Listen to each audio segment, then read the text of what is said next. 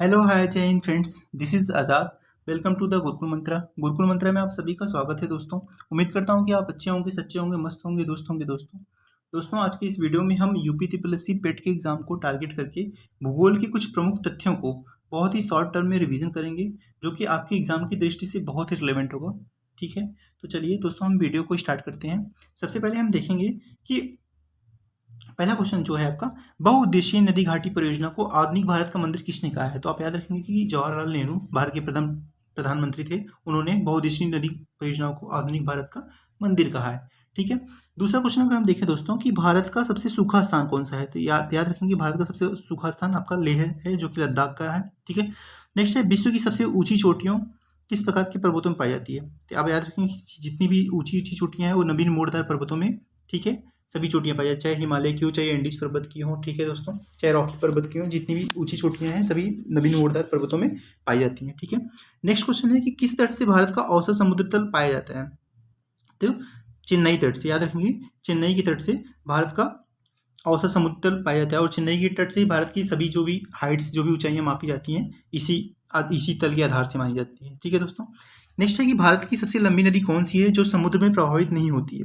तो समुद्र में प्रवाहित ना होते हुए भारत की सबसे जो लंबी नदी है, तो आपका कौन सी है, यमुना नदी है। ठीक है दोस्तों, यह प्रयागराज में गंगा में आके मिल जाती है। ठीक है दोस्तों, नेक्स्ट है कि दक्षिण का मैनचेस्टर किसे कहा जाता है। तो दक्षिण भारत का मैनचेस्टर कोयम्बटूर को कहा जाता है, जो कि केरला में है। ठीक है, दक्षिण का मैनचेस्टर किसे कहा जाता है, कोयम्बटूर को। ठीक है, नेक्स्ट देखेंगे आगे कि व्हीलर द्वीप का नया नाम क्या है। ठीक है दोस्तों, तो व्हीलर द्वीप का नया नाम चेंज हो गया। व्हीलर द्वीप का नया नाम आपका अब्दुल कलाम के नाम पे रख दिया गया है। ठीक है, डॉक्टर एपीजे अब्दुल कलाम पे, तो अब्दुल कलाम द्वीप रख दिया गया है। ठीक है, फिर अबुल कलाम द्वीप कहाँ पे स्थित है, यानी अबुल कलाम द्वीप जो है व्हीलर द्वीप ही पहले था इसका नाम, ये आपका उड़ीसा में है। ठीक है, नेक्स्ट है किस स्थान पर भागीरथी और अलकनंदा नदी के मिलने से गंगा नदी बनती है। याद रखेंगे किस स्थान पर भागीरथी और अलकनंदा नदी के मिलने से गंगा नदी मिलती है। तो आप याद रखेंगे देवप्रयाग में। ठीक है, देवप्रयाग में ये दोनों जब नदियां मिलती हैं, भागीरथी और अलकनंदा, तो फिर वहां से गंगा का प्रारंभ होता है। ठीक है, फिर कौन सा उष्णकटिबंधीय पतझड़ पौधा दक्कन के पठार की बेच सकता है। तो चंदन, याद रखेंगे चंदन जो है ऐसा उष्णकटिबंधीय पतझड़ी है जो कि दक्कन के पठार में पाया जाता है। ठीक है, प्रायद्वीप भारत की एकमात्र पूरे वर्ष में बहने वाली नदी कौन सी है। तो आप कावेरी को याद रखेंगे कि प्रायद्वीप भारत में एकमात्र पूरे वर्ष बहने वाली सतत वाहिनी नदी है। ठीक है दोस्तों, कावेरी। ठीक है, भारत का उत्तरी सीमा पर कौन सा पर्वत है। तो भारत की उत्तरी सीमा पर आप सभी जानते हैं कि हिमालय पर्वत है। ठीक है, भारत में हिमालय पर्वत की श्रृंखला की सबसे ऊंची चोटी कौन सी है। तो भारत में अगर पूछे दोस्तों, भारत में हिमालय पर्वत श्रृंखला की सबसे ऊंची चोटी आपका कंचनजंगा है। ठीक है, याद रखेंगे भारत में। ठीक है, और बाकी अगर पीओके वाला क्षेत्र लेते हैं तो आप जो है माउंट केटू ले लेते हैं। ठीक है, और हिमालय की सबसे ऊंची चोटी जो है आपका माउंट एवरेस्ट 8,848.8 मीटर। ठीक है, नेक्स्ट आप देखेंगे कौन सा हिमालय की पर्वत चोटी असम राज्य में स्थित है। तो आप नवाब्रवे, ठीक है, ये जो है आपके असम राज्य में स्थित है। ठीक है, नेक्स्ट हम देखेंगे दोस्तों कि काराकोरम पर्वत श्रृंखला का दूसरा क्या नाम है।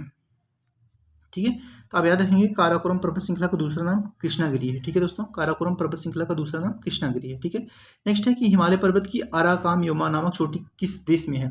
तो याद रखेंगे कि जो हिमालय पर्वत की अराकाम-योमा नामक चोटी है, ये आपकी म्यांमार में पाई जाती है। ठीक है दोस्तों, इस बात को याद रखेंगे कि इसका विस्तार हिमालय का ही भाग है, यह म्यांमार तक फैला हुआ है। ठीक है, उत्तराखंड की सबसे ऊंची चोटी पर्वत कौन सी है। तो आप उत्तराखंड की सबसे ऊंची चोटी आप नंदा देवी को याद रखेंगे। ठीक है, नेक्स्ट है कि शिवालिक श्रेणी का निर्माण कहाँ से हुआ है।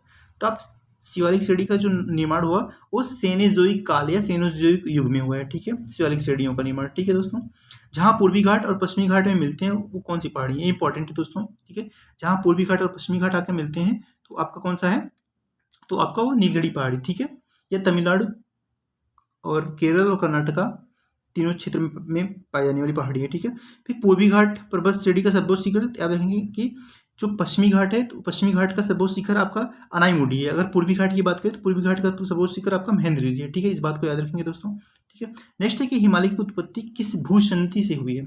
आप याद रखेंगे कि हिमालय की उत्पत्ति जो है टेथिस सागर की भूउन्नति से, ठीक है, भूसंधि से हुई है। इस बात को याद रखेंगे दोस्तों। फिर अगर नेक्स्ट की बात करें दोस्तों कि हिमालय का पाद प्रदेश यानी फोर्थ हिल रीजन नीचे का निम्न में से किस नाम से जाना जाता है। तो आप याद रखेंगे कि हिमालय का जो पाद प्रदेश है वो शिवालिक, ठीक है, ऐसी समांतर श्रेणी में है कि बृहद हिमालय, मध्य हिमालय, मध्य हिमालय को लघु हिमालय भी कहते हैं, फिर लास्ट में है आपका शिवालिक श्रेणी। ठीक है दोस्तों, इसी को हम फोर्थ हिल रीजन भी कहते हैं, हिमालय का पाद प्रदेश कहा जाता है। ठीक है, नेक्स्ट दोस्तों आगे की ओर देखें कि कंचनजंगा भारत के किस राज्य में स्थित है। तो आप कंचनजंगा की बात करें दोस्तों, तो कंचनजंगा आपके भारत के सिक्किम प्रदेश में पड़ता है। ठीक है, कंचनजंगा भारत के सिक्किम राज्य में स्थित है। फिर दोस्तों अगर बात करें कि छोटा नागपुर के पठार की सबसे ऊंची चोटी कौन सी है, तो आप छोटा नागपुर के पठार की सबसे ऊंची चोटी, ठीक है, पारसनाथ है, जो कि झारखंड राज्य में है। ठीक है, छोटा नागपुर पठार की सबसे ऊंची चोटी कौन सी है, पारसनाथ, जो कि झारखंड राज्य में स्थित है। यह जैन धर्म के लिए फेमस भी है। ठीक है दोस्तों, नेक्स्ट है कि भारत की कौन सी पर्वत श्रेणी केवल एक ही राज्य में फैली है। तो आप याद रखिएगा, अजंता महाराष्ट्र, जो कि पश्चिमी घाट में स्थित है। ठीक है, नेक्स्ट अगर देखें दोस्तों कि महाराष्ट्र एवं कर्नाटक में पश्चिमी घाट क्या कहलाते हैं। ठीक है दोस्तों, कि महाराष्ट्र एवं कर्नाटक में पश्चिमी घाट को किस नाम से जाना जाता है, तो महाराष्ट्र एवं कर्नाटक में पश्चिमी घाट को हम सह्याद्री पर्वत के नाम से भी जानते हैं दोस्तों। ठीक है, फिर नेक्स्ट है कार्डेमम यानी इलायची पहाड़ियाँ किन राज्यों की सीमा पर स्थित हैं। ये इंपॉर्टेंट है दोस्तों, याद रखेंगे कि कार्डेमम यानी इलायची की पहाड़ियाँ केरल और तमिलनाडु की सीमा पर स्थित है। ठीक है दोस्तों, नेक्स्ट है कि सबसे बड़ा हिमनद कौन सा है। तो आप सबसे बड़ा हिमनद की बात करें तो सबसे बड़ा हिमनद दोस्तों रुंडन है। ठीक है, फिर नेक्स्ट है काली एवं तीस्ता नदी के बीच हिमालय का कौन सा प्रादेशिक विभाग स्थित है।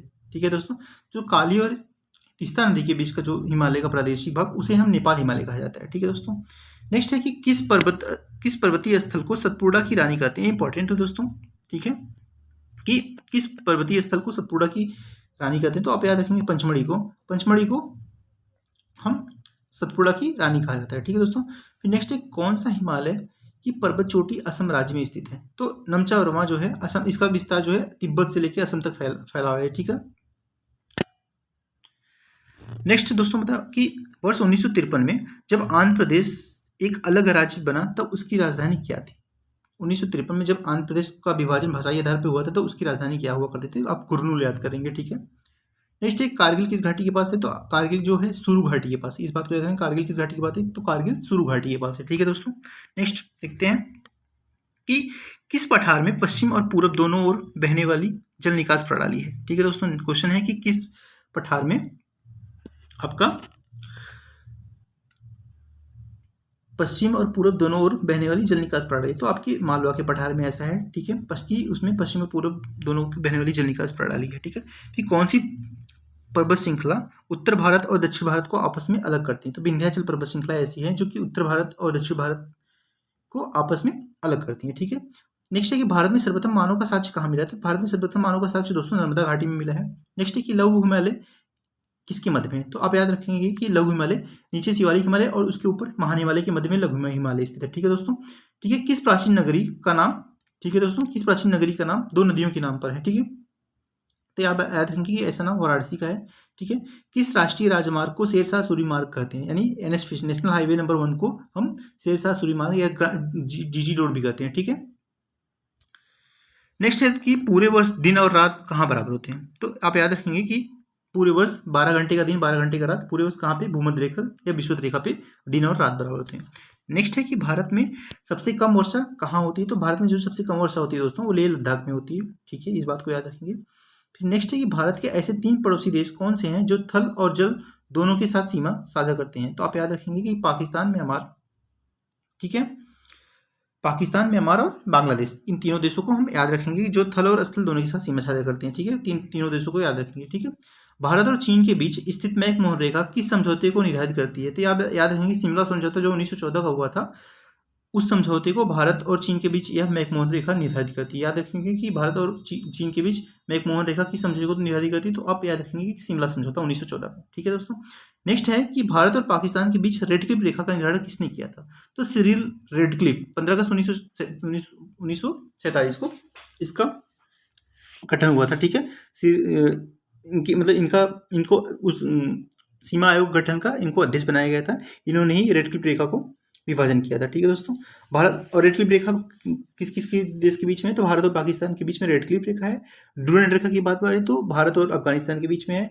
अगर हम मैकमोहन रेखा की बात करते हैं तो वह भारत और चाइना के बीच में है। ठीक है दोस्तों, इस बात को हम कंठस्थ करेंगे। नेक्स्ट आगे को बढ़ते हैं दोस्तों, भारत के पास कुल कितने द्वीप समूह हैं। तो लगभग, ये आंकड़ा लगभग का है, भारत के पास कुल लगभग 1028 द्वीप समूह है। ठीक है दोस्तों, नेक्स्ट क्वेश्चन है कि भारत का सबसे बड़ा द्वीप समूह कौन सा है। तो आप याद रखेंगे अंडमान और निकोबार द्वीप समूह मिला के भारत का, या अंडमान निकोबार द्वीप समूह भारत का सबसे बड़ा द्वीप समूह है। ठीक है दोस्तों, और भारत की अगर सबसे छोटे द्वीप समूह की बात करते हैं तो हम भारत का जो सबसे छोटा द्वीप समूह है वो आपका लक्षद्वीप है, जो लगभग 32 किलोमीटर स्क्वायर क्षेत्र में फैला हुआ है। लगभग इसमें छोटे छोटे मिला के 36 द्वीप हैं। ठीक है दोस्तों, हम नेक्स्ट आगे को देखेंगे कि अंडमान निकोबार द्वीप समूह कहाँ स्थित है।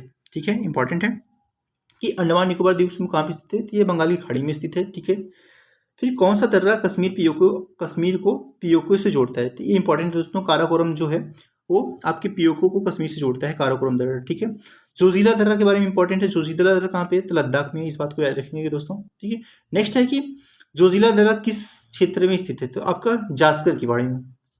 तो अगर हम ग्रेट ट्रांस हिमालय की बात करते हैं दोस्तों, तो ट्रांस हिमालय में काराकोरम, लद्दाख और जास्कर की 3 श्रेणियां क्रमवार तरीके से उत्तर से दक्षिण क्रम में पाई जाती हैं। ठीक है, तो जोजिला दर्रा जो है आपके जास्कर पर्वत यानी जास्कर श्रेणी में पाया जाता है, इस बात को याद रखेंगे। नेक्स्ट है कि कौन सा दर्रा कश्मीर घाटी को लेह से जोड़ता है, तो आप याद रखेंगे कश्मीर घाटी को लेह से जोड़ने वाला दर्रा भी यही जोजिला दर्रा है, जो कि जास्कर श्रेणी में पाई जाती है। नेक्स्ट आगे है दोस्तों कि पीर पंचाल दर्रा। ठीक है, पीर पंचाल दर्रा जो है, पीर पंचाल दर्रा, वुर्जिल दर्रा, बनिहाल दर्रा, ये कहाँ पे स्थित है, इस तीनों दर्रे जम्मू कश्मीर में स्थित हैं। ठीक है, नेक्स्ट है कौन सा दर्रा जम्मू को श्रीनगर से जोड़ता है। ये सारे दर्रे इंपॉर्टेंट है दोस्तों, एग्जाम में ईपीटी एग्जाम में पूछता है वन लाइनर स्टैटिक के फॉर्म में, तो याद रखेंगे कि कौन सा दर्रा जम्मू से श्रीनगर को जोड़ता है, तो आप बनिहाल दर्रा याद करेंगे, बनिहाल दर्रा जम्मू को श्रीनगर से जोड़ता है। ठीक है, नेक्स्ट है कि किस दर्रे का निर्माण सिंधु नदी द्वारा हुआ है, तो आप याद रखेंगे कि जोजिला दर्रे का निर्माण सिंधु नदी द्वारा हुआ है। ठीक है दोस्तों, नेक्स्ट है कि किस दर्रे का निर्माण सतलज नदी के द्वारा हुआ है, तो सिपकिला दर्रे का निर्माण सतलज नदी द्वारा हुआ है। सारे दर्रे इंपॉर्टेंट हैं जो कि नदियों तरह इंपॉर्टेंट। अगर पूछे जोजिला दर्रा का निर्माण किस नदी, तो सिंधु नदी। अगर सिपकिला दर्रा पूछ ले तो सतलज नदी। ठीक है, नेक्स्ट है किस नदी का निर्माण तीस्ता नदी के द्वारा हुआ है, यानी किस दर्रे का निर्माण, तो जेलेपला, याद रखेंगे जेलेपला दर्रा। जो जेलेपला दर्रा है इसका जो निर्माण हुआ था आपका, वो आपकी तीस्ता नदी द्वारा हुआ है। ठीक है, इस बात को याद रखेंगे दोस्तों। ठीक है, नेक्स्ट हम देखते हैं कि कौन सा दर्रा शिमला को तिब्बत से जोड़ता है, इंपॉर्टेंट है दोस्तों। तो शिमला को तिब्बत से जोड़ने वाला दर्रा आपका कौन सा है, सिपकिला दर्रा। ठीक है, सिपकिला दर्रा शिमला को तिब्बत से जोड़ता है। नेक्स्ट है कि शेषनाग झील कहाँ पे स्थित है, शेषनाग झील दोस्तों जम्मू कश्मीर में स्थित है, इस बात को याद रखेंगे। ठीक है, और जितने ताल हैं, देखो जिन झीलों के अंत में नाग है आय, वो लगभग जम्मू कश्मीर में स्थित होते हैं। 100% नहीं 90% झीलें ऐसी हैं। ठीक है, और जब 7 ताल झील है नैनीताल, और जिन झीलों के अंत में ताल आते हैं वो लगभग आपका उत्तराखंड में है। ठीक है, तो देख लेंगे कि अगर हम बात करें 7 ताल झील, नैनीताल झील, राकसताल झील, माला ताल झील, देवताल झील, नौकोछी ताल झील, खुरपताल झील, ठीक है, भीमताल झील, रूपकुंड झील, ये सब कहाँ पे हैं, ये सारी झीलें कहाँ पे हैं, उत्तराखंड में। फिर अगर शेषनाग झील की बात करें तो शेषनाग झील कहाँ पे दोस्तों, जम्मू कश्मीर में, इस बात को याद रखेंगे। सूरज कुंड झील कहाँ पे, या फरीदाबाद हरियाणा में है। ठीक है दोस्तों, याद रखेंगे। फिर नेक्स्ट है कि सांभर झील, राजसमंद झील, पिछोला झील, ठीक है, सांभर झील, राजसमंद झील, पिछोला झील, पंचपदा झील, लूनकरण झील, डिडवाना झील, फतेह सागर झील, जयसमंद, ये सारी झीलें इंपॉर्टेंट हैं दोस्तों, राजस्थान में है, ये इंपॉर्टेंट, इसको याद रखेंगे दोस्तों। फिर नेक्स्ट है कि लोनार झील, गोरेवाड़ा झील, पवई झील, सलीम अली सरोवर झील कहाँ पे स्थित है, ये सारी झीलें कहाँ पे, ये महाराष्ट्र में है। नेक्स्ट है कि चिल्का झील कहाँ पे स्थित है दोस्तों, चिल्का झील आपके उड़ीसा में स्थित है। ठीक है, ओके, आगे और देखें, और भी कुछ झीलों से क्वेश्चन पूछता है तो हम देख लेंगे, कवर करेंगे सारी झीलों को। तो चिल्का झील आपका उड़ीसा में है। ठीक है, फिर बेमनाड, अष्टमुडी और सस्कोटा और पेरियार झील, ये कहाँ की झीलें हैं, केरल। कौन कौन सा, बेमनाड झील, अष्टमुडी झील, पेरियार झील, ये कहाँ पे हैं, केरल में। फिर नेक्स्ट है दोस्तों हुसैन सागर झील, उस्मान सागर झील, हिमायत सागर, ये इंपॉर्टेंट झीलें हैं दोस्तों, हम देखेंगे। हुसैन सागर झील, उस्मान सागर झील, हिमायत सागर झील, ये झीलें कहाँ पे हैं, ये झीलें तेलंगाना में है। ठीक है, एक इंपॉर्टेंट झील पूछता है आंध्र प्रदेश का कोलेरू झील, तो कोलेरू झील आंध्र प्रदेश में पाया जाता है, इस बात को याद रखेंगे। ठीक है, रावी नदी कहाँ से निकलती है, तो रावी नदी आपका हिमाचल प्रदेश के कांगड़ा जिले के रोहतांग दर्रे से निकलती है। ठीक है दोस्तों, इस वीडियो को हम शॉर्ट फॉर्म में जल्दी जल्दी रिवीजन करेंगे दोस्तों। ठीक है, डिटेल हम बाद में डिस्कस कर लेंगे, अभी पेट की एग्जाम को टारगेट को रखते हुए हम अभी बहुत ही शॉर्ट फॉर्म में रिवीजन के तौर पे लेंगे। ठीक है, नेक्स्ट है कि ब्यास नदी कहाँ से निकलती है, ब्यास नदी आपके हिमाचल प्रदेश के रोहतांग दर्रे के पास से ब्यास कुंड से निकलती है। ठीक है दोस्तों, ब्यास नदी आपका हिमाचल प्रदेश के रोहतांग दर्रे के पास से स्थित ब्यास कुंड से निकलती है। नेक्स्ट है कि गंगा नदी कहाँ निकलती है, तो गंगा नदी आपका गंगोत्री से निकलती है, यमुना नदी यमुनोत्री से निकलती है। ठीक है, ये सभी हिमनद है। ठीक है, नेक्स्ट आगे की ओर देखते हैं दोस्तों कि आपका यमुना नदी, ठीक है, चंबल नदी कहाँ से निकलती है, तो मध्य प्रदेश के, आपको जो चंबल नदी है तो मध्य प्रदेश के महू के निकट स्थित जानापाव की पहाड़ी है, ठीक है। मध्य प्रदेश में महू जिला है, वहां पे एक जानापाव की पहाड़ी है, वहां से आपका चंबल नदी निकलती है, ठीक है। यमुना नदी के बारे में बता दिया कि यमुना नदी यमुनोत्री ग्लेशियर से निकलती है। फिर नेक्स्ट है दोस्तों कि चंबल नदी यमुना से कहाँ मिलती है। तो चंबल नदी जो है यमुना से उत्तर प्रदेश में एक जिला है इटावा, तो इटावा में चंबल नदी यमुना माँ के मिल जाती है, ठीक है।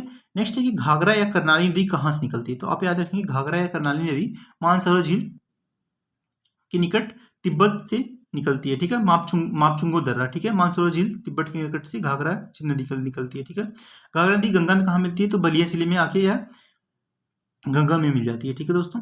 फिर गंगा नदी कहाँ से निकलती है। तो गंडक नदी कहाँ से निकलती है दोस्तों। तो नेपाल हिमालय के धौलागिरी और माउंट एवरेस्ट के बीच से गंडक नदी निकलती है, ठीक है।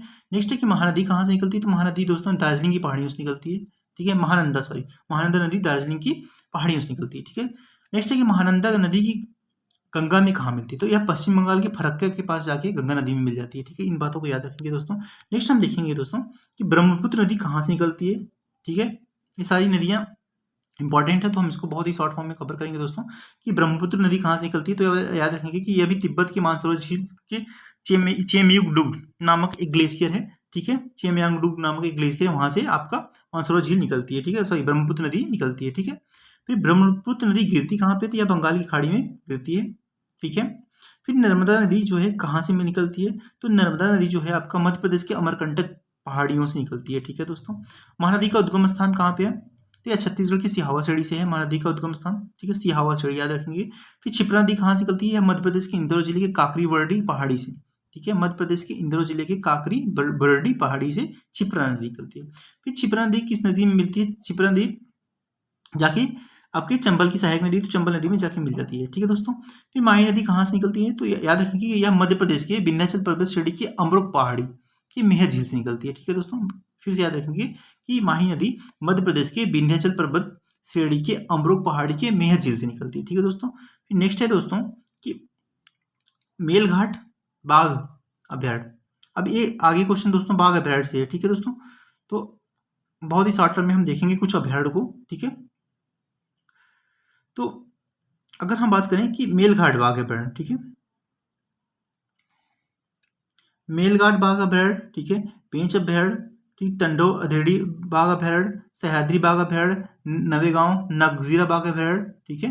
ये सभी बोर बाघ अभ्यारण्य कहाँ पे है। ये सभी महाराष्ट्र में। कौन कौन सा। मेलघाट, ठीक है। पेंच, अंधेरी बाघ, सह्याद्री बाघ अभ्यारण्य, नवेगांव नागजीरा बाघ अभ्यारण्य, बोर बाघ अभ्यारण्य, ये सभी कहाँ पे है दोस्तों। यह महाराष्ट्र में इंपॉर्टेंट है दोस्तों, बहुत ही मस्ट है, याद रखेंगे इन अभ्यारण्य को। फिर दुधवा बाघ अभ्यारण्य की बात करें दोस्तों, तो दुधवा बाघ अभ्यारण्य जो है आपका, और अमनगढ़ बाघ अभ्यारण्य और पीलीभीत, ये तीनों टाइगर रिजर्व जो है आपके उत्तर प्रदेश में है, ठीक है, ठीक है। फिर जिम कार्बेट की बात करें दोस्तों, तो जिम कार्बेट जो है आपका, जिम कार्बेट और राजाजी, ये टाइगर रिजर्व है, कहाँ पे। उत्तराखंड में है। फिर दुधवा, अमनगढ़ और पीलीभीत की बात करें तो यह उत्तर प्रदेश में बताया गया है। फिर सुंदरबन बाघ अभ्यारण्य की बात करें या बुस्का बाघ अभ्यारण्य की बात करें दोस्तों, यह पश्चिम बंगाल में है, ठीक है। फिर कंवल बाघ अभ्यारण्य इंपॉर्टेंट है दोस्तों, कंवल बाघ अभ्यारण्य, इसको हाल ही में, यह कहाँ पे है। तेलंगाना में दोस्तों, ठीक है। फिर सिमलीपाल बाघ अभ्यारण्य की बात करें और सतकोसिया बाघ अभ्यारण्य की, तो ये कहाँ पे है। सिमलीपाल बाघ अभ्यारण्य और सतकोसिया टाइगर रिजर्व, ये आपके उड़ीसा में है, ठीक है दोस्तों। नेक्स्ट कालकट की बात करें, कालकट ध्यान देंगे कि कालकट मुंदुधरई बाघ अभ्यारण्य, फिर अन्नामलाई बाघ अभ्यारण्य, फिर मृदुमलाई बाघ अभ्यारण्य, फिर सत्यमंगलम बाघ अभ्यारण्य, ये सभी कहाँ पे हैं दोस्तों। ये सभी बाघ अभ्यारण्य आपके तमिलनाडु में स्थित है, ठीक है। ये भी इंपॉर्टेंट है दोस्तों, कालकट, अन्नामलाई, मृदुमलाई और सत्यमंगलम, ठीक है। फिर अगला क्वेश्चन है दोस्तों, अयोध्या किस नदी पर स्थित है। अयोध्या यानी नदियों के किनारों बसी हुई शहरों से क्वेश्चन है, तो आप याद रखेंगे अयोध्या किस नदी पे बसती है। अयोध्या जो है सरयू नदी पे बसी हुई है। फिर नेक्स्ट है कि बांग्लादेश में गंगा एवं ब्रह्मपुत्र मिलने पर कौन सी नदी। तो जब बांग्लादेश में गंगा और ब्रह्मपुत्र नदी मिलती है तो वहां से एक नया नदी का जन्म होता है, उसे पद्मा नदी कहते हैं, ठीक है। किस स्थान पर गंगा पहाड़ों को छोड़कर मैदानी इलाकों में, गंगा की बात है, किस स्थान पर गंगा नदी पहाड़ों को छोड़कर मैदानी इलाकों से में आ जाती है। तो हरिद्वार से ऐसा होता है। फिर कौन सी नदी भारत और पाकिस्तान के बीच कुछ सीमा बनाती है। तो आप याद रखेंगे कि झेलम नदी भारत और पाकिस्तान के बीच कुछ सीमा बनाती है, ठीक है। फिर कौन सी नदी कर्क रेखा को दो बार काटती है भारत में। तो माहे नदी ऐसी है जो कर्क रेखा को दोस्तों 2 बार काटती है, ठीक है। फिर कौन सी नदी दोस्तों, फिर कौन सी नदी आपका नर्मदा नदी की समांतर बहते हुए अरब सागर में गिरती है। तो ये इंपॉर्टेंट दोस्तों, ताप्ती नदी ऐसा करती है, ठीक है। तो आप ये रहा आपका जो है ज्योग्राफी का कुछ स्टैटिक तौर पे। फिर आगे की वीडियो में हम जो भी आगे के पार्ट सेकंड को लेके आएंगे दोस्तों, ठीक है। और आप इसको रिवीजन के तौर पे लीजिएगा दोस्तों, ठीक है। आपके लिए आपके एग्जाम की दृष्टि से बहुत ही रिलेवेंट होगा, ठीक है। Thank you so much guys.